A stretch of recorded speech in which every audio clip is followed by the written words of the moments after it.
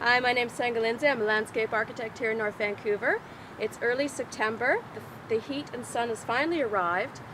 Unfortunately, our tomatoes are still quite green and they're quite far behind, with the exception of a few of our early varieties. And this is just a first tip I want to give you is if you're going to grow tomatoes in this kind of climate, you want to try to pick the earlier varieties that mature in 75 days or less, such as this Bloody Butcher that's been producing for the last few weeks. If you want to try to go with some more exotic varieties or heirloom varieties that take a little bit longer, well, you're going to have to do a few little tricks. One of them is, like I said in previous videos, you want to have black containers. Tomatoes are heat and sun lovers. They come from the Mediterranean. That's how they'll grow, thrive, and produce fruit. That's the number one thing. We covered them up for a good chunk of the summer until it got very warm with plastic. Once we took the plastic off, we kept them fertilized, well watered every day because they are in containers and they do dry off. Then the next step is when we get near the end of the season, we stop fertilizing and we start looking at pruning off foliage and stems and flowers that will do nothing but sap the energy away from the developing fruit. So that's our next step.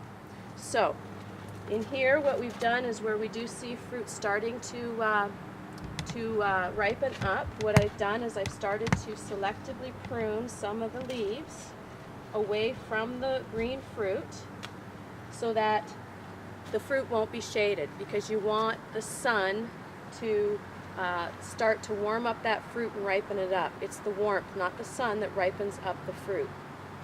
So that's one thing you can do. The next thing you can do is you start looking at where all your green fruit is and where all your new emerging flowers are, because tomatoes will keep going until the frost, but they won't necessarily produce anything.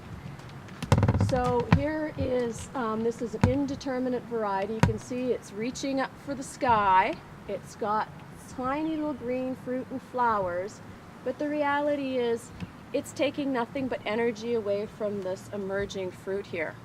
So what we want to do is we want to just see where our last green chunks of fruit are, and we want to nip off the stem so that, because this side of fruit here is never going to harvest in time, it will never produce anything. So by taking out some of the small emerging fruit and flowers, we're now diverting the energy into ripening this fruit. So there's a couple of little tips for you. Make sure you keep your tomatoes well watered, and when it does start to cool down, I recommend that you tent your tomatoes again. We have big plastic tents that go around these at nighttime. The cool weather will start to introduce blights and blossom end rot and all sorts of things to your tomatoes, so as soon as it starts raining and get cold, make sure you start covering them up at night.